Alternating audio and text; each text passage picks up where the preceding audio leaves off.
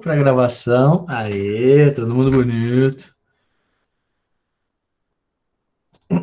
Então tá, galera, seguinte. Olha o André, boa noite, André. Beleza? A gente vem conversando ali no grupo. Opa, apareceu. Eita. Ai, meu Deus. Tá vindo notificação aqui. Fernanda, boa noite. Apareceu a Fernanda também. Esperar dar esses apitos aí. Eu começo a falar e vem apito. Deu? Acho que deu. Galera, então vamos lá. A gente vem conversando ali no grupo sobre alguns casos, né? Que tem alguns pontos que tangenciam a nossa matéria, a nossa disciplina. Então, antes da gente precisamente abordar a nossa matéria, vamos conversar um pouco sobre dois casos. Eu separei aqui um que eu tenho o acordo, a gente pode examinar a decisão, os pontos importantes da decisão. Outro eu não consegui. Professor, Pois não. é a Karina. Eu vi agora que eu entrei com o e-mail da minha filha. Eu vou sair e já volto. Beleza. Por isso você não entendeu. Luísa não tem, né? Mas espera aí, já volto. Beleza, tranquilo. É isso aí. E aí é o que? Isso aí é furto? Furto de conta de e-mail? Ela já me olhou. Mãe, sai! Ah, já pensou? Já pensou se entra no ato do outro? Vou sair Esses aqui de dias, volta. esses dias eu estraguei meu telefone. E aí, como é que foi? Eu estraguei meu telefone. E aí a minha namorada tinha um sobrando. E aí ela me emprestou esse telefone. E eu botei meu chip, ou sei lá o que aconteceu. Sei que ela começou a receber todas as minhas mensagens. Então, todos os grupos que eu estava, todas as mensagens que eram para mim, acabavam chegando para ela. Sorte, né, galera? Que quem deve não teme, mas mesmo assim o coraçãozinho estava acelerado. Ai, Jesus. Ai, meu Deus do céu. O que vem essas mensagens aí? Às vezes os caras falam bobagem, mas deu tudo certo. Tô vivo, casado, tudo em ordem, segue o baile. Galera, então assim, a gente vai conversando sobre dois casos, né? O primeiro é um caso que saiu na mídia, eu não consegui a sentença ainda. Se alguém conseguir a sentença e quiser me mandar, show, que a gente conversa um pouco. Eu consegui alguns trechos só da sentença, que é o caso de uma digital influencer, ela se chama Mariana Ferrer, e ela foi vítima em um processo de estupro de vulnerável. O que é o crime de estupro de vulnerável? O artigo 217A do nosso Código Penal. Estupro de vulnerável deixa eu abrir aqui para ler precisamente o tipo penal para vocês. Ó, ter conjunção carnal ou praticar outro ato libidinoso com menor de 14 anos. E aí nós temos o parágrafo 1º. Incorre na mesma pena quem pratica as ações descritas no caput com alguém que, por enfermidade ou deficiência mental, não tem o necessário discernimento para a prática do ato ou que, por qualquer outra causa, não pode oferecer resistência. Então, professor, pois não. Só uma dúvida. O senhor postou algum material para hoje ou não? Ou eu que não recebi? Hoje acho que eu não postei. Não? Tá. Só para. Porque tem aula 2 e 3 e hoje seria a aula 4. Tá, eu posto lá. Joia. Obrigada. E aí, galera, então é o seguinte, nós temos esse caso, a acusação de estupro de vulnerável. Por que vulnerável? Normalmente, o estupro de vulnerável, ele quando é alguém menor de 14 anos. Se dois adultos mantêm relação sexual consentida, evidentemente não há crime. Se um adulto estupra ou faz com que outra pessoa nutra com ela atos libidinosos ou conjunção carnal, nós temos o crime de estupro do artigo 213, caput. Se um adulto faz com que alguém menor de 14 anos tenha com ela relações sexuais ou qualquer outro ato libidinoso, nós estamos diante do crime de estupro de vulnerável. Mas não é só nessa hipótese. Outra circunstância é quando a pessoa não tem a possibilidade de oferecer resistência, que foi o caso que saiu na mídia. Nesse caso, o Ministério Público afirmou que a menina tinha sido dopada, tinha ingerido alguma espécie de droga que tinha feito com que ela perdesse os sentidos, ou perdesse a capacidade de consentir com aquela relação sexual. E por isso o sujeito foi denunciado.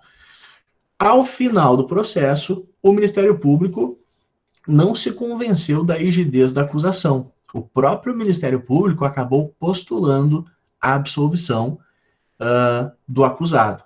Lembra que a gente estudou o princípio acusatório, sistema acusatório, se a gente partir de uma premissa de vinculação estrita a um sistema acusatório, o simples fato, e se eu não me engano, o juiz mencionou isso na sentença, o simples fato do Ministério Público postular a absolvição já vincula, em alguma medida, o juiz, porque o acusador não quer que o ius puniendi seja exercido. Logo, o juiz, o julgador, não pode exercer o ius puniendi, o dever de punir, contra a vontade da acusação. Mas qual foi o debate que girou em torno precisamente desse caso? Foi o seguinte, primeiro, o juiz absolveu com base na dúvida. Ele usou o artigo 386, inciso 7º, quando há insuficiência de provas para condenação. Então, ele não disse o fato não aconteceu ou o sujeito não cometeu o crime. Ele disse, estou em dúvida e na dúvida eu vou absolver. Não há provas suficientes de que houve esse crime. Mas, por outro lado, ele assume que houve, de fato, atos libidinosos. Ele, é inegável que houve atos. Olha, a Karina chegou. Karina, boa noite. Ele diz, é inegável que houve atos libidinosos, mas eu não sei se ela consentiu ou não. Ele disse que faltaram provas no sentido de demonstrar, acima de qualquer dúvida, acima de qualquer suspeita, que ela não tinha possibilidade de consentir com aquele ato ou não. E aí, pelo que eu vi na internet, tá, galera? Sem adentrar especificamente no teor da sentença, porque eu só vi alguns trechos. O que ele considerou como sendo fatores que incitaram a dúvida nele sobre a possibilidade dela consentir? Foi o fato dela não estar com a marcha alterada. Então, ele disse, ela estava com um salto alto e conseguiu caminhar sem demonstrar qualquer espécie de alteração. Ele disse que ela conseguia se comunicar por mensagens com as amigas. Que mais que ele disse? Ele disse que não foi encontrado no sangue dela vestígios de alguma substância que demonstrariam que ela teria sido dopada, digamos assim. A Daniela chegou, boa noite, Daniela. E isso tudo faria com que ele tivesse ficado em dúvida. Então percebam, olha só, aqui a dúvida não reside no fato de ter existido ou não relação sexual ou ato libidinoso. O juiz diz, velho, isso é inegável, isso aconteceu. A minha dúvida é, ela podia consentir ou não podia consentir? E ao final ele disse, não sei se podia ou não. Por isso eu vou absolver. E absolveu o réu. Cabe recurso dessa decisão? Claro, cabe recurso sim. O Ministério Público muito provavelmente vai recorrer. Muito provavelmente. Ana, é o inciso 7º. Ele utilizou o inciso 7º, insuficiência de provas. Deixa eu ver se eu encontro aqui, alguns trechos da decisão. Professor. Pois não. Como aconteceu o registro da ocorrência? Como que aconteceu a ocorrência desse fato?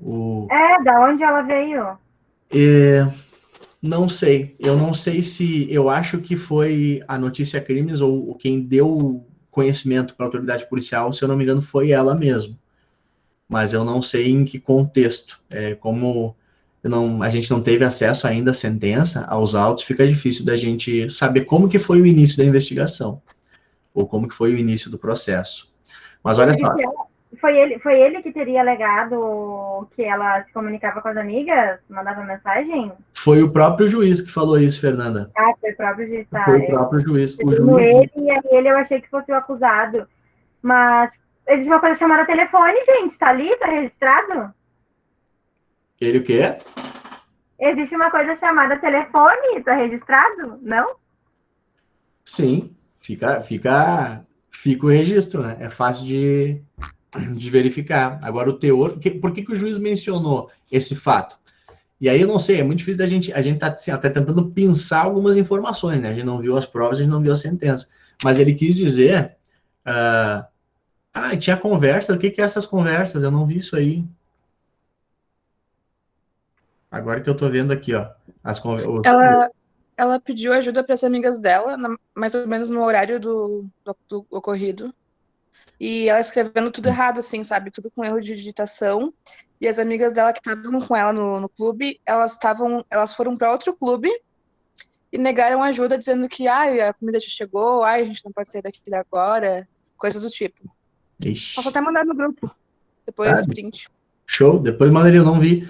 Olha só, deixa eu botar para vocês aqui, ó, o que eu li sobre o caso, que foi o único lugar onde eu encontrei alguns trechos da sentença, para a gente interpretar essa sentença aqui, ó. Vocês estão enxergando aí um PDF? Sim? É que eu não enxergo vocês mais. Sim? Sim. Tá, show. Beleza, olha só. Então aqui, a imputação é 217A, que a gente falou, né? Alguém que não teria capacidade de consentir com a relação sexual. Outros fatores importantes aqui, para a gente examinar. O promotor, ele fala uma coisa meio estranha. Olha só a construção que ele fala. Ele fala em erro de tipo. Quem já estudou a teoria geral do delito sabe que erro de tipo é quando a gente erra em relação a algum dos elementos constitutivos do tipo penal. Por exemplo, se eu estou carregando cocaína, acreditando que eu estou carregando talco ou farinha. O meu vizinho é padeiro, 6 da manhã, ele bate lá em casa e ele fala: Felipe, meu carro estragou, preciso abrir a padaria, leva esse quilo de farinha aqui para mim lá, por favor. E eu acredito, eu estou plenamente convencido de que aquilo é farinha. Só que, na verdade, eu estou carregando cocaína. É uma hipótese de erro de tipo. Qual é o elemento constitutivo do tipo que eu me enganei? É a substância entorpecente. Eu não sabia. E aqui o MP fala um troço estranho, ó. Vamos ver essa análise jurídica do caso que eles falam. Sobre a constatação do erro sobre o elemento constitutivo do tipo, a matéria pacífica, ele faz uma menção. Aqui vamos para o segundo parágrafo dele. Especificamente quanto ao crime de estupro de vulnerável, embora em relação a outra causa de vulnerabilidade, ensina Guilherme Nutti. Vamos pular o que diz o Nutti também e vamos para esse parágrafo último aqui, ó. Se a confusão acerca da idade pode eliminar o dolo, por que não aplicar-se a mesma interpretação com aquele que mantém relação com pessoa maior de idade, cuja suposta incapacidade não é do seu conhecimento? Só para a gente entender, quem está falando isso é o órgão acusador, tá? Depois das provas, ele se manifestou e disse que que não estava comprovada a acusação e que poderia ser um caso de erro de tipo. O exemplo em relação ao qual o promotor fez menção. Esse exemplo já caiu na prova da OAB, tá, galera? Foi o seguinte caso.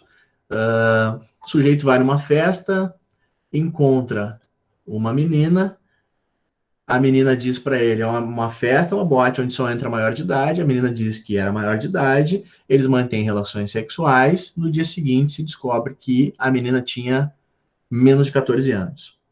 Se o sujeito não tinha condições de verificar que, de fato, ela era maior de 14 anos, aí nós temos uma hipótese de erro de tipo que exclui o dolo. Permanece a responsabilização penal a título de culpa. A responsabilização penal a título de culpa, ela só é possível quando há expressa previsão legal nesse sentido. Estupro culposo não existe. Então, é essa construção que o promotor está fazendo. Olha, ele não sabia que ela estava incapacitada de oferecer resistência. Ele até poderia, eventualmente, ter se certificado disso, mas isso é um elemento que se configura culpa e não dolo. Foi isso que o promotor disse. E, por isso, pediu absolvição. Agora, vamos ver o que diz o juiz. Tem alguns trechos da sentença. Olha, isso aqui é muito interessante também. Olha só. Quando o cara foi na delegacia, ele se recusou a fornecer material genético. Lembra que a gente estudou autodefesa, direito de defesa, a possibilidade que eu tenho de não produzir prova contra mim mesmo, se eu sou investigado. E o juiz diz, o Matheus apareceu, fala, Matheus, beleza? O juiz ou o delegado pede, tranquilo? O delegado diz, Felipe, eu quero material genético. Eu posso dizer, não, eu não vou produzir prova contra mim mesmo. E aí o delegado diz, tá, beleza, tudo bem, mas toma um gole dessa água aqui. E se eu tomo, ele pode utilizar isso para obtenção de material genético? Foi o que fizeram nesse caso. Pelo que eu li aqui na internet, ó, material genético em copo. O que eles disseram? A delegada identificou o suspeito por meio dos depoimentos das imagens. Ele mesmo se colocou à disposição da polícia poucos dias após o fato e chegou a se apresentar espontaneamente na delegacia para prestar depoimento. Na ocasião, ele negou que tivesse tido contato físico com Mariana e se negou a conceder material genético para comprovação. Caroline, no entanto, colheu durante o interrogatório em Florianópolis, Caroline é delegada, as impressões digitais e a saliva do investigado de um copo no qual ele bebeu água. O laudo que comparou o material genético dele com os vestígios colhidos na roupa íntima de Mariana indicou que se tratava da mesma pessoa. Então, quando ele foi à delegacia de polícia prestar interrogatório, ele mesmo deu seu material genético. E, rigorosamente, não há vedação para a utilização. Se o cara tomou e descartou isso, sei lá, masquei um chiclete, coloquei no lixo, ou tomei a garrafa de água e deixei aqui, não há nenhuma espécie de vedação expressa. Claro, né? Se eu sou advogado, eu vou discutir. Mas o Ministério Público, o delegado, pode também querer utilizar. Há uma discussão. Outro elemento, outro exemplo, por exemplo, outro exemplo que a gente pode pensar nesse sentido é se o Ministério Público requer perícia grafotécnica, que eu forneça material para perícia grafotécnica. E aí eu assino um documento no processo. Isso, eventualmente, pode ser utilizado. Claro que, para a perícia grafotécnica, é necessária uma repetição de assinaturas, né? Vai ser insuficiente. Mas, daqui a pouco, se eles quiserem usar. Ou, quando eu falar, se eu digo... Esse é um caso que eu vi uma vez, quando eu trabalhava no tribunal. O cara dizia que a voz interceptada não era dele. E o promotor dizia que era. E aí o promotor disse, tá, então faz uma perícia. E o cara disse que não ia fazer, por meio de seu defensor. Chegou no momento do interrogatório, o interrogatório foi engraçado, porque o juiz normalmente qualifica o cara, né? Seu nome, endereço, profissão. Aí o juiz começou a perguntar, seu nome, cara? Endereço? Profissão? O cara não falou nada. Tá bem, não falou nada. Se tivesse dito, poderia aquilo ser utilizado, porque ele mesmo forneceu essas informações. Mas vamos achar aqui o que o juiz fala. Aí parece que o advogado ele juntou algumas fotos dela, ela diz que as fotos eram adulteradas, houve uma discussão entre a vítima e o advogado. Baixaria total. Ó, deslocamentos e exame tecnológico são um álibi. O fato de Mariana ter conseguido se deslocar do Café de la Musique para outro beach club após o crime foi um dos argumentos utilizados pela defesa para descaracterizar a versão da jovem de que estava dopada e não poderia ter consentido com a relação. O motorista do Uber, que a levou para casa minutos depois, no entanto, disse à polícia que ela parecia estar sob o efeito de algum entorpecente. Áudios gravados por ela no celular naquele momento também foram juntados ao inquérito. Com a voz embaraçada, ela enviou mensagens a pelo menos 3 amigos pedindo ajuda. O exame toxicológico foi negativo para entorpecentes e bebidas e foi um dos pontos citados nas alegações finais, dizendo que não haveria, né, a condição de se comprovar a acusação. O promotor diz, não há qualquer indicação nos autos acerca do dolo, em seu aspecto de consciência acerca da elementar de vulnerabilidade, não se afigurando razoável presumir que soubesse ou que deveria saber que a vítima não desejava a relação. Uma das testemunhas, por outro lado, disse que o próprio investigado teria afirmado, em relação à vítima, que ela era louca e estava muito bêbada. Extrai-se que ele ainda, que possivelmente no intuito de descredibilizar a vítima, indicou elementos que sinalizam o estado de vulnerabilidade da vítima. Isso foi o que disse a delegada. E agora o que afirma o juiz, ó, esse trecho é dele, do magistrado. Diante da ausência de elementos probatórios capazes de estabelecer o juízo de certeza, mormente no tocante à ausência de discernimento para a prática do ato, ou da impossibilidade de oferecer resistência, indispensáveis para sustentar uma condenação, decido a favor do acusado. Então ele não diz que houve ou que não houve crime, ele simplesmente diz que não tem certeza sobre se ela podia ou não podia consentir. Ô, prof, agora uma dúvida. Então, fica muito subjetivo, porque daí qualquer crime de estupro pode usar esse argumento, porque não tem testemunha num crime de estupro, como é que tu vai provar que tu não estava consentindo com aquele ato? Exatamente, Milena. Esse é justamente o fundamento e o argumento da vítima, da assistente de acusação. Ela diz, nesses casos, são casos em que normalmente não há testemunha e que, portanto, a regra é que a palavra da vítima ela tenha validade, ela tenha mais força. Claro, isso não faz com que os outros elementos deixem de ser avaliados e apreciados, mas é um precedente, sem dúvida nenhuma, que indica, né, que a palavra da vítima por si só não é suficiente. Dentro de todo aquele contexto, o juiz entendeu, assim como o promotor, né, que não estaria suficientemente demonstrada a possibilidade, a impossibilidade, melhor dizendo, de ela não consentir com o ato. Deixa eu mostrar agora um outro caso para vocês, que esse a gente tem mais elementos para conversar. Eu tenho um acórdão aqui. Ó, esse acórdão é uma loucura, galera. Vamos começar vendo a denúncia, tá? Vocês estão enxergando aí? Opa, peraí que eu perco vocês aqui, eu minimizo um troço. Estão enxergando? Dá para ver, sim. Tá, show, muito obrigado. Então, olha só, mesma acusação, tá? Esse aqui é um caso de Porto Alegre. E isso tudo é público, tá? Se pesquisar no site do TJ, vocês vão encontrar esse documento. Não tem nada aqui de... mesma acusação, artigo 217-A, parágrafo 1º. 2 maiores que tiveram relação sexual, mas o que gera o crime é a impossibilidade da pessoa consentir, tá? É isso que se discute. Qual foi a acusação? Olha aqui.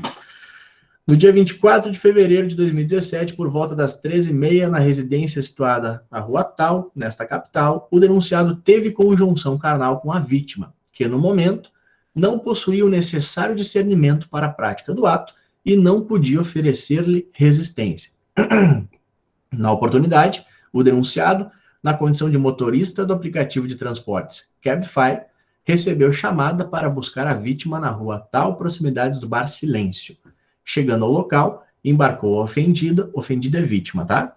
Que se encontrava em estágio avançado de embriaguez alcoólica e conduziu-a até o destino informado no aplicativo, qual seja a residência da vítima. Lá chegando, desembarcou junto com a vítima, sem finalizar a corrida no aplicativo em questão, e entrou com a mesma na residência. Uma vez no local, valendo-se do avançado estado de embriaguez alcoólica da ofendida, com ela praticou conjunção carnal, conforme evidenciado pelo teor do laudo tal, causando-lhe as lesões descritas no laudo pericial. Na sequência, o denunciado saiu do local, levando consigo o celular da ofendida e encerrando a corrida no aplicativo por volta das 4h20. Então aqui, ó, 13h30 é a data do fato que o Ministério Público imputa, 4h20 se encerrou a corrida, cerca de 50 minutos. Ao acordar, a vítima observou que ostentava as lesões corporais apontadas e sentia dores no corpo, bem como percebeu a falta de seu telefone celular. Por tal razão, a ofendida ligou em seguida para o seu número, tendo o denunciado atendido a ligação e perguntando-lhe se tinha alguma doença sexualmente transmissível e se lembrava do ocorrido, negando-se a devolver o aparelho celular da vítima, salvo se fosse pago o valor de R$50 pela corrida. Posteriormente, no dia 2 de março, quando é que foi então, 24 de fevereiro até 2 de março, dali menos de 10 dias, o denunciado deixou o celular da vítima na sede da empresa Cabify, que descredenciou o mesmo do quadro de motoristas e restituiu o aparelho à vítima. Na sequência, o denunciado compareceu à noite do mesmo dia na residência da ofendida, pedindo a mesma e aos seus pais que não fosse dado andamento ao processo relativo ao fato, argumentando ser casado e pai de 2 filhos. Galera, só piora a situação do cara, né? Olha só, essa aqui é matéria da nossa disciplina, ação penal. Se ele convencesse a menina, tá, não, beleza, me desculpa, meu Deus, me perdoa, eu sou pai de família, não sei o quê, e ele convence a menina. Ele diz, tá, beleza, não vou fazer nada. Adianta? Não adianta, porque nós estamos diante de uma ação penal pública incondicionada. Ou seja, independentemente da vontade da vítima, o processo vai andar, tá? Se a mãe registrar o boletim de ocorrência, se o vizinho registrar o boletim de ocorrência, se o Cabify registrar o boletim de ocorrência, o processo vai andar. E se a vítima chegar para o promotor e disser, pelo amor de Deus, doutor, eu não quero mais sofrer, eu não quero passar por isso de novo, eu quero ficar em casa, eu quero sofrer o meu luto de outra forma, não quero audiência. Adianta? Não adianta. O processo vai andar. Antes, o estupro era de ação penal pública condicionada à representação. Isso até, se eu não me engano, 2018. Ou seja, a vítima precisava dar autorização. Agora, não. É ação penal pública incondicionada. Seguindo na denúncia aqui. O denunciado praticou o fato com violência contra a mulher no âmbito da unidade doméstica, qual seja residência da ofendida. Essa é a acusação. O Ministério Público formulou essa acusação e, no decorrer do processo, ele precisa provar essa acusação, né? Antes houve uma investigação, agora nós temos esse processo e as testemunhas, as provas produzidas no processo, vão verificar, né, ensejar a responsabilidade penal ou não. Estamos aqui no relatório, não nos importa muito. O que nos importa é o seguinte, o cara foi condenado em primeira instância, pena de 10 anos no fechado. Então, o juiz de primeira instância, ao contrário do caso da Mariana Ferrer, condenou. O juiz disse, estou convencido de que ela não tinha capacidade de consentir. Ela estava muito bêbada, ela não tinha capacidade de dizer sim ou dizer não. Condenou o cara a pena de 10 anos, regime fechado. A defesa interpôs recurso e o recurso foi encaminhado para, qual é essa Câmara? Para a 5ª Câmara Criminal do Tribunal de Justiça do Rio Grande do Sul. Quais foram os embargadores que julgaram? Eu não sei se todos têm familiaridade com o acórdão, já viram o acórdão, então vou tentando explicar mais ou menos para vocês o que são essas coisas. Ó. Essa senhora aqui era a desembargadora relatora, Cristina Pereira Gonzalez. O que é a desembargadora relatora? Ela recebe o processo é dela, ela explica para os outros mais ou menos o que aconteceu, isso tudo por um sistema, tá? E ela deixa ali um projeto de voto. E esses outros dois aqui participaram também do julgamento, o desembargador João Batista Marques Tovo e a desembargadora Lisete Andrés Seben. Então foram esses 3 magistrados que chegaram a essa conclusão. E essa conclusão foi exposta nesse acórdão. Esse trocinho pequenininho aqui em cima se chama ementa.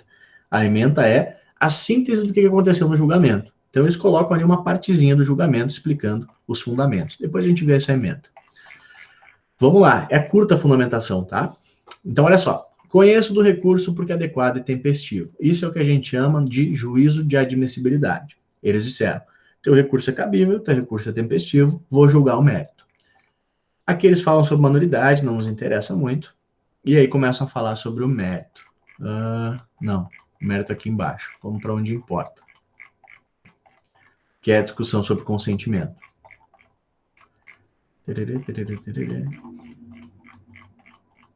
Olha só. Com a vênia devida ao magistrado sentenciante, tenho que a prova acarreada aos autos não autoriza a manutenção da condenação do acusado. Então ela diz, respeitando o posicionamento do juiz de origem, eu vou absolvê-lo. Isso porque, pelo que se extrai da prova oral são as testemunhas, a vítima e o interrogatório. A vítima estava em uma casa noturna chamada Silêncio, situada na rua João Alfredo, 577, na Cidade Baixa, em Porto Alegre. Se sumir daí, o acordo vocês me avisam, tá? Que eu compartilho de novo. Em tal local, assim como já havia feito momentos antes na lancheria Só Comes, ingeriu bebidas alcoólicas. A certa altura, a ofendida teria passado mal diante da ingestão de álcool e solicitou, através de seus amigos, uma corrida para casa por meio do aplicativo Cabify, tendo o acusado aceitado a viagem. Pô, e Cabify, normalmente a gente pensa, né, que se é um 99 Pop, um Uber, o Cabify é o mais caro de todos eles. O acusado, motorista do aplicativo, chegou ao local combinado, a vítima embarcou e a corrida se iniciou. Chegando ao destino, casa da vítima, a ofendida teria convidado o acusado para entrar. No local, o acusado e a vítima mantiveram relações sexuais e, por fim, o apelante foi embora. A vítima referiu que não lembrava de nada, uma vez que apagou em razão de seu estado etílico. Referiu que apenas tem uns flashes, onde lembrou do acusado em cima dela. Aduziu que no outro dia, como havia esquecido o telefone celular em posse do acusado, esse ligou para tratar dos detalhes da devolução e, aproveitando o ensejo, perguntou se ela tinha alguma doença sexualmente transmissível. A ofendida relatou que, a partir daí, notou que tinha marcas no pescoço e pernas e, diante disso, orientada por seus amigos, resolveu registrar a ocorrência. O acusado, por seu turno, referiu que a vítima o convidou para entrar na casa dela e, no local, mantiveram relações sexuais consentidas. Não notou que ela estivesse alcoolizada a ponto de perder os sentidos ou não saber o que fazia, mas disse que a ofendida tinha hálito alcoólico. Esse fundamento aqui é o mesmo fundamento que o promotor falou lá, lembram? Ah, eu não sabia que ela não queria, eu não sabia que ela não podia consentir. É o mesmo ponto, ó. Aqui eles estão tentando descaracterizar uma elementar normativa do tipo, qual seja a vulnerabilidade, a impossibilidade de oferecer resistência. Descaracterizando essa elementar normativa do tipo, nós temos aí uma conduta atípica, porque temos o consentimento. Homem ou mulher fazer sexo não é crime. É crime quando não tem consentimento ou quando ela não pode consentir. Adiante. Fica pior, galera. Como se vê, a controvérsia reside no consentimento ou na ausência dele. Eis que a ofendida, em tese, não teria discernimento para tanto. Esse é o ponto fulcral. Podia ou não podia consentir. Todavia, a ausência de consentimento por parte da vítima, decorrente da impossibilidade de oferecer resistência pela embriaguez, não ficou demonstrada.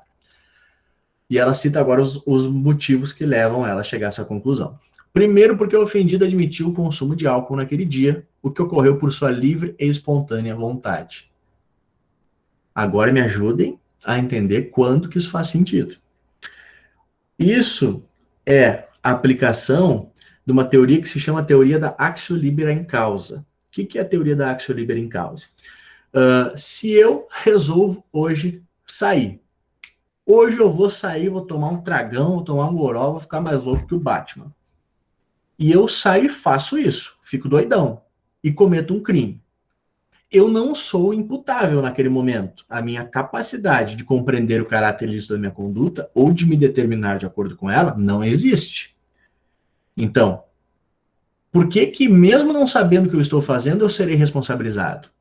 Porque, com base na teoria da actio libera in causa, eu sabia que se eu bebesse um monte, eu poderia fazer coisas erradas. Então, essa teoria ela serve para o réu não se excusar de responsabilidade penal. Se eu vou beber, eu sei que eu posso fazer alguma coisa errada e por isso eu ainda assim vou ser punido. Eles aplicam isso para a vítima. Ah, você não pode beber, porque senão você sabe que pode ser estuprado. É mais ou menos isso. Eu não vou andar com o celular na mão porque eu sei que podem me roubar. Então não posso punir o cara. Mas vamos lá, vamos respirar fundo e vamos seguir aqui. O estupro é diferente, né? De outros crimes cometidos. Com certeza, com certeza. Mas o que não se pode, no meu ponto de vista, reconhecer é que a pessoa se expõe a risco de ser estuprada por ingerir bebida alcoólica. Essa conclusão, para mim, não faz sentido. E mais ou menos eu consigo entender, por esse parágrafo aqui, que eles estão dando a entender essa afirmação. Só deixa eu ver que a galera botou aqui uns comentários que eu não perdi, e que eu não tinha visto. Falando como mulher no 5º país mais violento para mulheres do mundo, não exatamente da forma jurídica, tem uma frase que resume bem. Esse não saber se a mulher pode consentir. Se ela não consegue dizer não, ela não consegue dizer sim. É isso aí. Não tem? Mas vamos lá, vamos ver o que mais eles disseram. Segundo, porque as testemunhas de acusação estavam no bar e teriam acompanhado a vítima até o transporte, afirmaram que a vítima estava alcoolizada, não estava bem, mas não referiram que o estágio etílico chegava a ponto de perder os sentidos. Então disseram, ela estava bêbada, mas não estava assim, caindo de bêbado. Terceiro, porque se a ofendida estivesse em um estágio que necessitasse ser carregada, certamente um de seus amigos a teria acompanhado até a sua residência. Os desembargadores estão bem de amigos, né? Os meus amigos me botam no Uber, me mandam para casa e eu que lute. Não tenho um amigo tão bom assim que nem tem nossas excelências. Mas vamos lá. Quarto, porque justamente por ninguém a ter acompanhado, há sérias dúvidas quanto ao que se passou no carro ou até mesmo na residência da ofendida. Não se podendo descartar que o acusado esteja dizendo a verdade, até mesmo porque a vítima afirmou não lembrar de nada e não podendo a condenação se fundar em meras presunções. Quinto, por quê? O Ministério Público não fez prova do estado de embriaguez da ofendida, que a teria impossibilitado de oferecer resistência à investida do acusado, já que ainda existe nos autos exames toxicológicos que atestasse o nível de álcool no sangue da vítima ou uso de qualquer outra substância. Sem essa prova, é inviável afirmar que ela perdera a capacidade de resistência ao suposto ataque sexual, mormente porque a prova oral não é conclusiva a esse respeito. Aqui nós temos um elemento interessante. Eles estão dizendo, não tem prova técnica dizendo se ela estava bêbada ou não, como no outro caso. Não tem prova técnica dizendo que ela foi dopada ou não. Isso de fato pesa. Se houvesse uma prova técnica, haveria maior clareza, digamos assim, quanto a esse ponto, que é um ponto relevante. Só que, de novo, aquilo que a Milena disse, nós temos um elemento de prova, que é a palavra da vítima. Esse elemento de prova é suficiente ou não? Isso tudo tem que ser cotejado, tem que ser avaliado. Professor, pois não. Eu não sei, realmente não sei. Quanto tempo é apto para fazer o exame? O exame de toxicológico ou de embriaguez? É. Olha, Fernanda, eu acho que não muito. Assim, para constatar a quantidade de nível, né? Acho que não muito tempo mesmo. Porque assim, se acontece comigo, sei lá, amanhecer para amanhã, no caso, né? Tipo, se eu tava bebaça, eu vou passar o dia me recuperando, aí eu vou começar a ter os flashes de memória para conseguir depois, daqui a pouco, entender o que realmente foi para ir na delegacia. E até eu fazer um exame, eu já bebi muita água, já me hidratei e foi embora. Claro. Qual o sentido disso? Não tem? Exatamente. Tem uma explicação plausível para não ter exame, né? Tem uma explicação muito razoável para não existir esse exame. Exatamente, eu concordo contigo nesse ponto. Ótimo.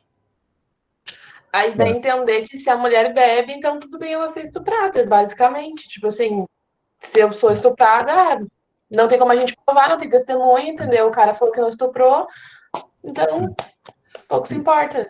Milena, e é esse o ponto pelo qual me parece que esse acordo gerou tanta repercussão. Porque, assim, se a gente expõe uma fundamentação dizendo que o juiz não está seguro, olha, velho, putz, que triste, mas eu não estou seguro nesse caso, eu não tenho certeza. E, diante da incerteza, eu vou absolver. Isso é uma coisa. Isso é um fundamento, porque a gente pode até não concordar, olhando as provas, mas que é um fundamento jurídico, que faz sentido. Agora, outra coisa é dizer isso, né? Não, ela estava bebendo e porque ela estava bebendo, isso. Prof, e outro caso, e vamos tirar então a situação da vulnerabilidade. Vamos supor que eu estou numa corrida do Uber, numa tarde, e o Uber, sei lá, me coloca num caminho que não era o que eu queria e me estupra na viagem. Aí, se ele fala que não, que eu consenti, como é que eu vou provar? Daí a minha palavra contra ele, daí a gente fica nesse debate de novo. Aí o juiz não tem certeza, porque daí eu também não estava. Enfim, que prova que eu vou ter? Então, toda a vida que a mulher é estuprada, então, como não tem certeza do consentimento, então o acusado sempre vai ser inocentado. Sim, entendi. Entendi.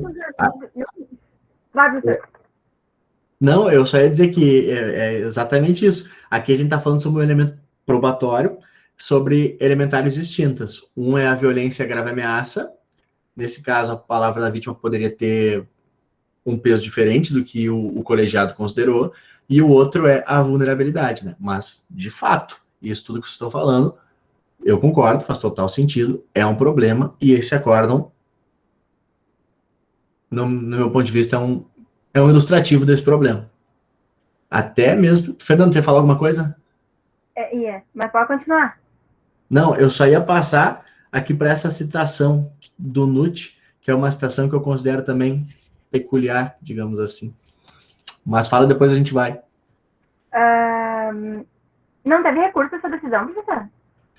Esse é o recurso, mas essa é a apelação, né? Que enseja a absolução. Mas eu acho que, muito provavelmente, vai ter recurso, sim. Eu não sei. É recente, então? É do ano passado, na verdade. Se teve recurso, não foi julgado ainda. Sim, não, e quanto ao... Sinceramente, essa justificativa, nada dela faz sentido. E, sério, amigo é muito relativo. Claro. Eu sou o tipo de amiga que iria embora junto. Essa é uma presunção. Eu tenho amigos que já foram embora comigo de festa, um de cada lado, mas assim, vai de cada pessoa, assim, e sinceramente eram pessoas que eu não acreditava que fariam aquilo e fizeram. Foram embora de uma festa cedo comigo porque eu tava bêbada. Certo? Não? Eu já tive amigo que me deixou em festa, se esqueceram que eu tava junto, e o juiz vem dizer, não, se os caras tivessem mal mesmo, os amigos, os caras chegaram em casa e eu perdi, achando que eles estavam na festa ainda, rapaz, onde é que eu tô, meu Deus do céu. Não, mas de fato é uma presunção que se faz aqui, não tem como saber. É que no caso só ela bebeu, só ela tava bêbada, quem tava lá não tinha bebido também. Ninguém mais bebeu. Sim, só ela. Não. Olha só, galera, vamos ver aqui o finalzinho do acórdão, depois a gente volta para a discussão. Sexto argumento, porque a vítima voluntariamente ingeriu bebida alcoólica. E aqui, de novo, né, estão falando sobre aquela teoria da axio libera em causa, que é na hipótese do réu. E aí eles citam o NUT. Quanto à necessidade de oferecer resistência, deve-se ponderar igualmente o grau de vulnerabilidade, se relativa ou absoluta. A incapacidade relativa permite a desclassificação para infração, não é aqui. Nesse campo, costuma-se mencionar como exemplo a pessoa que está completamente embriagada ou sob efeito de drogas, incapaz, portanto, de oferecer resistência. Algumas observações devem ser sublinhadas. Em primeiro lugar, a lei menciona o fato de não poder oferecer resistência. Mais para frente aqui, ó. Pode-se interpretar, então, encontrar-se em estado de absoluta vulnerabilidade, Ainda assim, se houver embriaguez acidental. Ponto C. Quando determinada pessoa colocar-se propositadamente em estado de embriaguez ou sob efeito de droga análoga para divertir-se, manter relação sexual ou participar de qualquer ato sexual grupal, não pode figurar na posição de vítima de estupro. Ninguém se exime da responsabilidade penal em caso de embriaguez voluntária ou culposa, aplicando-se a teoria da axio libera in causa. Eu reparei muito no ano dessa citação, é uma citação de 2009, mas parece uma citação de 1800, né, o cara afirmar isso aqui. É impressionante. Então, ele está dizendo agora, com todas as letras, aquela conclusão que a gente estava achando que o acórdão estava chegando. E para finalizar, aqui, ó. Ora, se a ofendida bebeu por conta própria, dentro de seu livre-arbítrio, não pode ser ela colocada na posição de vítima de abuso sexual pelo simples fato de ter bebido. Sétimo, porque a vítima admitiu que por vezes já se colocava nesse tipo de situação de risco, ou seja, de beber e depois não lembrar o que aconteceu. Continua não fazendo sentido. Oitavo, porque a ofendida em tese teria descoberto pelo próprio acusado que havia mantido relações sexuais com ele quando falaram por telefone e lhe perguntou se ela tinha alguma doença sexualmente transmissível. Nono, porque não se pode descartar a possibilidade de as marcas apresentadas no pescoço e pernas da vítima decorrerem do próprio ato sexual. Décimo, porque a vítima não relatou os fatos, apenas disse que não lembrava de nada, pois apagou, e depois supôs ter sido abusada sexualmente. 11º, porque a ofendida não tem condições de afirmar que a relação sexual ocorreu porque perder os sentidos. Em realidade, isso resulta apenas uma presunção ou suposição de que tais fatos tenham ocorrido, o que não é suficiente para a condenação do apelante, até porque a dúvida deve sempre ser solvida em favor do acusado, na esteira do princípio do indúbio pro réu. 12º, porque o acusado não se negou a fornecer material genético para a realização de exame de DNA, mesmo sabendo que havia ejaculado dentro da vagina da vítima. Mas aqui isso não é a discussão do fato, né? 13º, porque o apelante, após ter sabido que estava sendo acusado de estupro, procurou a vítima e familiares para tentar esclarecer os fatos. Ora, a meu sentir, o relato da vítima não se reveste de suficiente segurança ou verossimilhança para autorizar a condenação do acusado, não podendo ser descartada a possibilidade de algum arrependimento ou descontentamento posterior daquela com relação ao ocorrido, decorrente do fato de o acusado ter perguntado se ela tinha alguma doença sexualmente transmissível, haja vista que foi justamente o que ficou assentado que teria chocado a ofendida. Além disso, há o fato de o réu ser casado e de ter havido desentendimento sobre a entrega de seu telefone celular. É importante referir, por fim, que não se está dizendo que os fatos não ocorreram, mas apenas que não há prova segura para condenar o acusado, pelo que deve ser aplicado o princípio humanitário do indúbio pro réu. Assim, diante da ausência de elementos probatórios capazes de estabelecer o juízo de certeza, mormente no tocando a ausência de discernimento para a prática do ato ou da impossibilidade de oferecer resistência, indispensáveis para sustentar uma condenação, decido a favor do acusado com fundamento no princípio do indúbio pro réu. Essa é a decisão de segunda instância, galera, que reverteu. O cara em primeiro grau, né, lembra? Tinha sido condenado a 10 anos e no recurso de apelação que ele interpôs, foi dado provimento para que ele ficasse absolvido. E aí a Fernanda bem lembrou, eu acho, tenho quase certeza que o Ministério Público ia recorrer dessa decisão, mas eu não sei em que pé que isso tá, não sei em que fase que isso tá. Mas, ó, agora que eu vi que tem umas conversas aqui. O caso que a menina deu de exemplo, a defesa falar o que é rolar foto de biquíni da vítima, apontar comportamentos morais até que não são verdade, e mesmo que seja um comportamento livre de uma mulher, não justifica nenhuma violência. Exatamente, começar a postar foto de biquíni nas redes sociais se for justificativo para ser estuprado. E lá vem a história de que as roupas que as pessoas vestem interferem em algo, porque tem foto de biquíni ou está com short curto, merece ser estuprado ou seduzir o outro. O fato de ter perguntado no dia seguinte se eu tinha alguma DST não é indício que na noite anterior ela não tinha de ser... Ana, foi exatamente o que eu pensei. A hora que a Ana disse, o fato dela ter perguntado, o fato dele ter perguntado se ela tinha DST não é um indício que na noite anterior ela não poderia consentir. E olha, quando eu li esse parágrafo agora eu pensei, eles estão falando uma coisa que é contrária ao posicionamento, né, que eles estão adotando no recurso. Eu tinha pensado nisso também. Mas, galera, eu trouxe esse caso porque é um caso bem parecido, me parece, né? A discussão, ela gira em torno central desse caso que está na mídia, da influencer, a Mariana Ferrer, e que possivelmente também vai ter recurso, aliás, certamente vai ter recurso, não do Ministério Público, mas, tá aí, pode o assistente de acusação recorrer se o Ministério Público não recorre? Pode. O assistente de acusação, ele tem legitimidade supletiva para interpor recurso. Então, se o MP não recorre, a partir do momento em que se escoa o prazo recursal do Ministério Público, o assistente de acusação pode recorrer. O assistente de acusação com certeza vai recorrer, e isso vai ser submetido ao Tribunal de Justiça. Então aí a gente vai ver o que vai acontecer. Mas nesse caso específico, de novo, o que mais me impressiona eu não fico tão impressionado pelo resultado do julgamento, às vezes as pessoas são absolvidas, às vezes as pessoas são condenadas, mas o que mais me impressiona são os fundamentos utilizados, né? Daquelas 16 parágrafos ali, 16 motivos que eles utilizam para absolver o sujeito, vários não fazem o menor sentido, né? Vários a gente consegue ter uma percepção extremamente machista, né, da situação. E o que também pode eventualmente impressionar é o fato de serem duas mulheres compondo, né, o julgamento. Eram duas julgadoras e um julgador. Então o colegiado era composto, em sua maioria, por duas juízas, por duas mulheres. Alguém ia condenar o cara? Sim, verdade, eu tô com a câmera aberta e vou responder com o microfone. Professor, não constou, não que eu tenha prestado atenção, na exposição dos motivos, o fato de na denúncia ter constado sobre violência doméstica. Certo.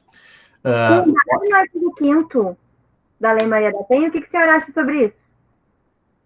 A menção sobre a violência doméstica nesse caso? Sim. Eu não tenho certeza se incidiria, Fernando. Eu achei talvez um pouco forçado. Eu também.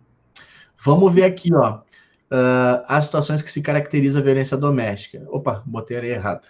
Botei a lei de drogas. É 11.340, de 2006. Ótima tua observação. Achei muito pertinente. O que a gente pode considerar como sendo uma situação que se caracteriza violência doméstica? A Fernanda disse que estava ali no artigo 5º, né? Isso. Olha só. Para os efeitos dessa lei, configura a violência doméstica e familiar contra a mulher qualquer ação ou omissão baseada no gênero que lhe cause morte, lesão, sofrimento físico, sexual ou psicológico e dano moral ou patrimonial, dentro de alguma das 3 hipóteses. Deixa eu compartilhar a tela, que acho que fica mais fácil para vocês.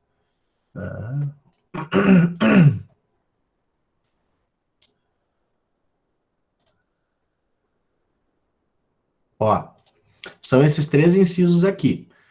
No âmbito da unidade doméstica, compreendida como espaço de convívio permanente de pessoas com ou sem vínculo familiar, inclusive as esporadicamente agregadas. 2. No âmbito da família, compreendida como a comunidade formada por indivíduos que são ou se consideram aparentados, unidos por laços naturais, por afinidade ou por vontade expressa. E a terceira hipótese, em qualquer relação íntima de afeto na qual o agressor conviva ou tenha convivido com a ofendida, independentemente de coabitação. O Ministério Público fundamentou, com base no artigo 5º, inciso 1º, no âmbito de unidade doméstica.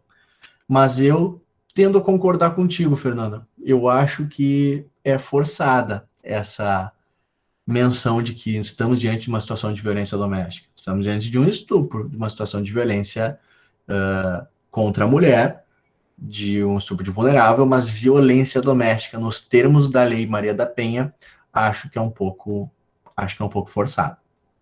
Um exemplo que a gente costuma trabalhar... Professor, o dito estuprador, ele não era conhecido da vítima, né? Ele era simplesmente Uber. Exatamente. Não tinha qualquer relação existente entre eles. O que houve foi que o ato foi praticado, o fato imputado foi praticado na residência dela. O Ministério Público entendeu que isso era suficiente para a configuração da violência doméstica. Mas no processo penal, né, galera, sempre tem, assim, por exemplo, no homicídio, o Ministério Público tenta imputar o máximo de qualificadoras que ele consegue. Nem sempre essas qualificadoras vão se manter, o máximo de agravantes que ele consegue. Isso tudo depois vira objeto de discussão probatória.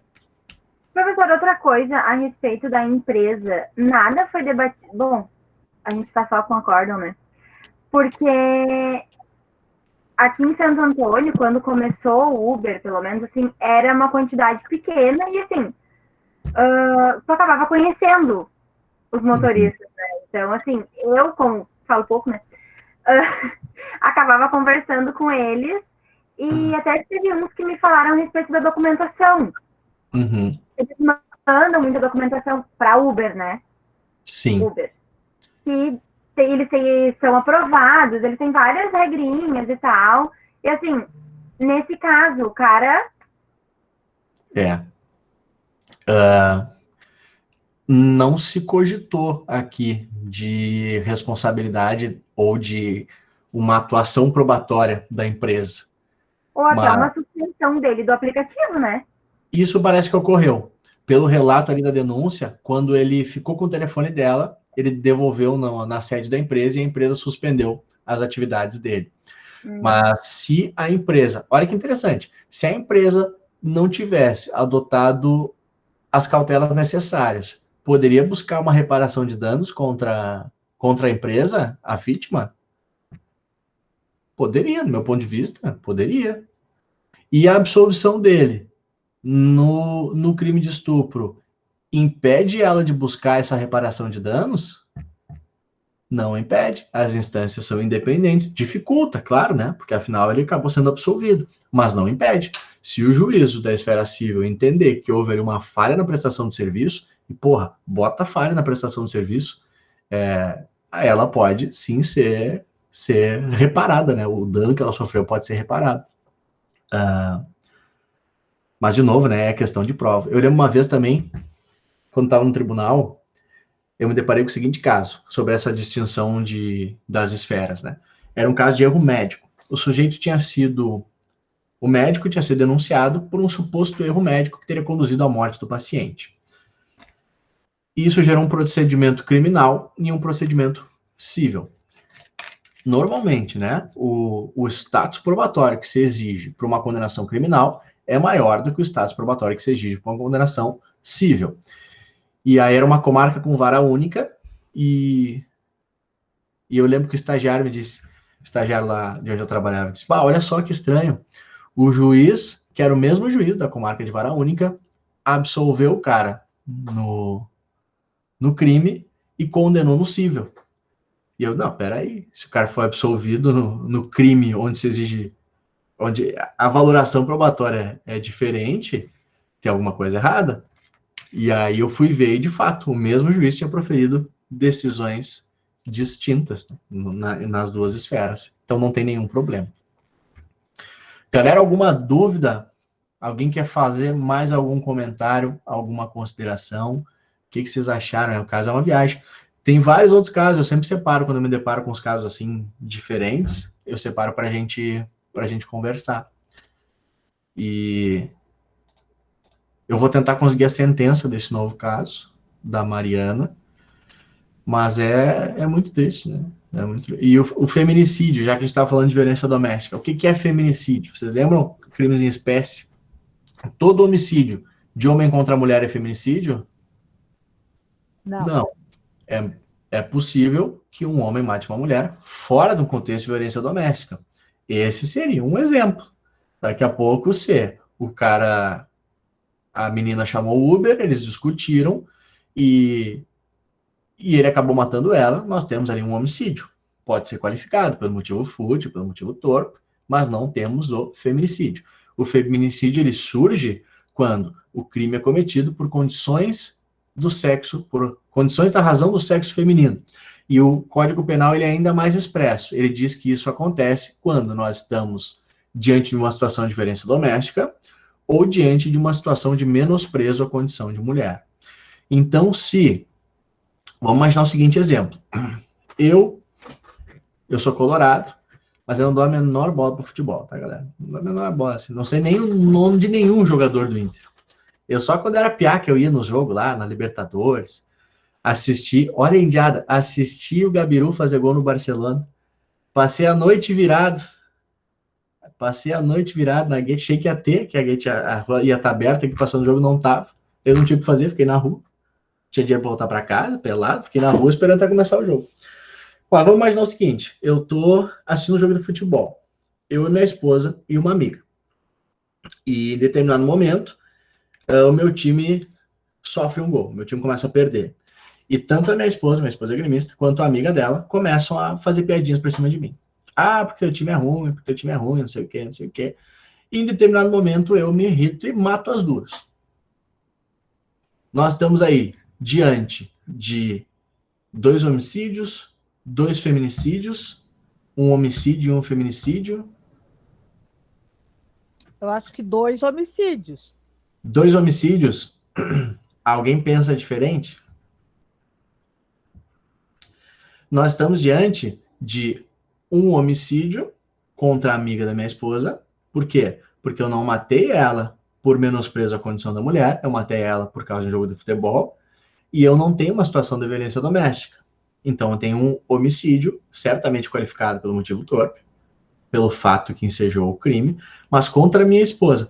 Apesar de a motivação ser um jogo de futebol, eu tenho com ela uma relação de violência doméstica. E uma relação doméstica, né? E o simples fato de haver uma relação doméstica já configura o feminicídio. Tá, galera? Pra gente não esquecer, feminicídio pode ser também se eu matar minha prima, minha tia, minha mãe, minha filha. Não precisa ser um casal, tá? É por condições do sexo feminino, não necessariamente a minha esposa, a minha namorada. Chega de cometer crimes hoje, né, galera? Cansei. Não, agora eu quero ficar leve. Galerinha, alguma pergunta? Vocês querem fazer alguma consideração? Alguém quer desabafar, cantar uma música, contar uma piada? Não?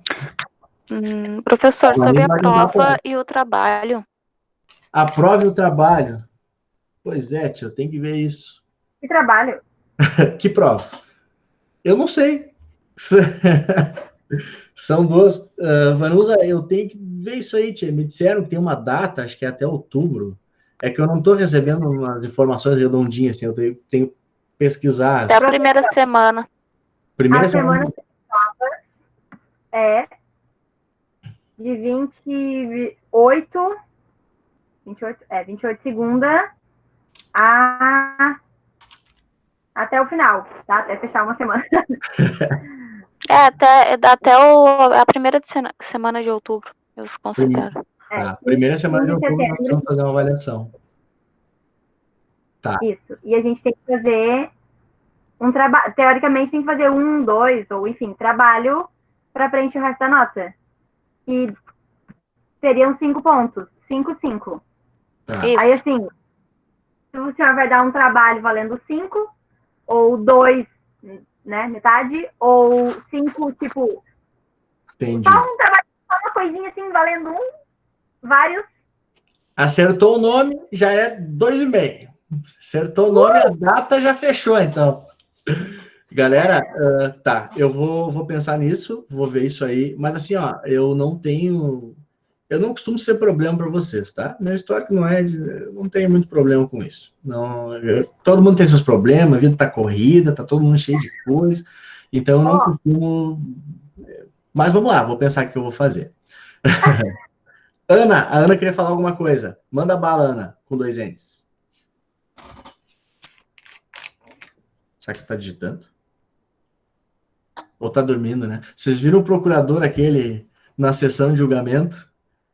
Mas assim, o cara dormiu com má vontade. Botem no Google. Procurador de Justiça dorme em sessão de julgamento. O advogado falando e o cara tá aqui, ó. Assim, ó.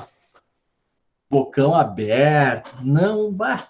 Me deu uma inveja do sono daquele cara. Faz tempo que eu não dou a dormida que nem ele deu. Mas depois botem lá. Vamos ver se a Ana tá digitando, tá falando alguma coisa. Ou desistiu. Não, né, professor? O senhor não podia dormir assim. Né? Tô digitando. Tá Né? digitando, beleza. E que mais teve... Não, essa migração forçada, né, para esses aplicativos aqui, gerou uma série de incidentes, né?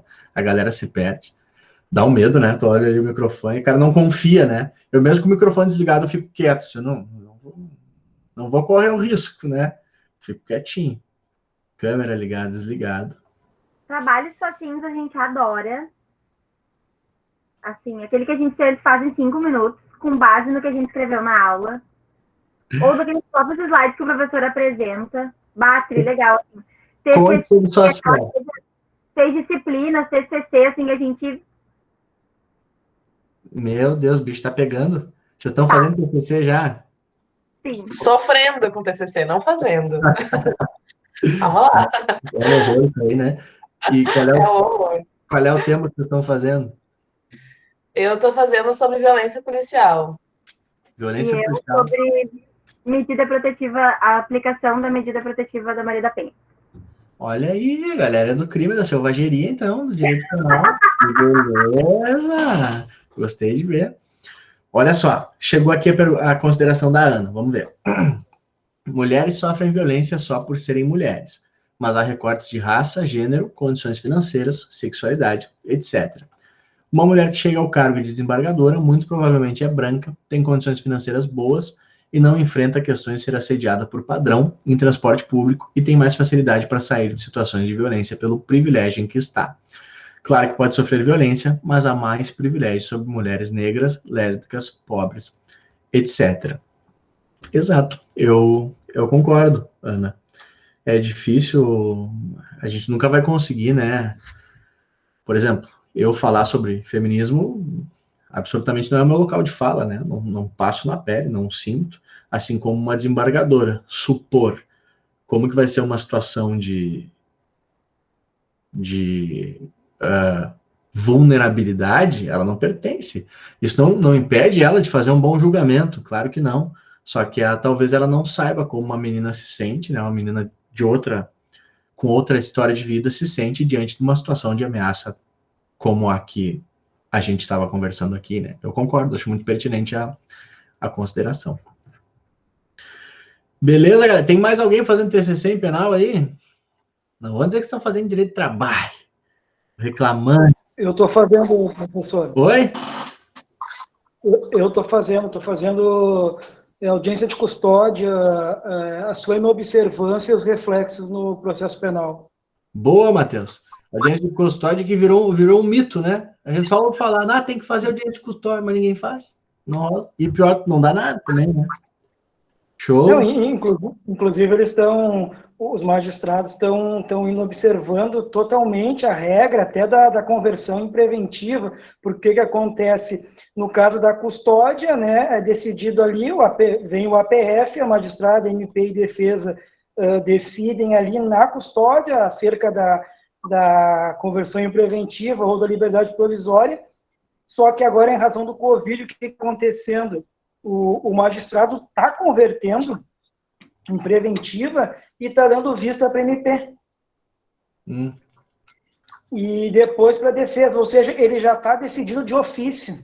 Sim. Um negócio que o pacote anticrime até obstaculizou, né? Enfim. Contrário 3A, né? Acho que é a 3A. Show de bola, galera. Olha só, se alguém precisar de alguma bibliografia, quiser trocar uma ideia, estou à disposição, tá? Me chama aí no WhatsApp, no Insta, qualquer lugar. Sinal de fumaça, mensagem telepática. Tamo junto. Beleza, galerinha? Então, só valeu. Opa! Uma consideração do caso da Mariana. O senhor viu que o Instagram dela foi desativado porque ela estava colocando toda a situação do processo no Instagram dela. E a justiça desativou.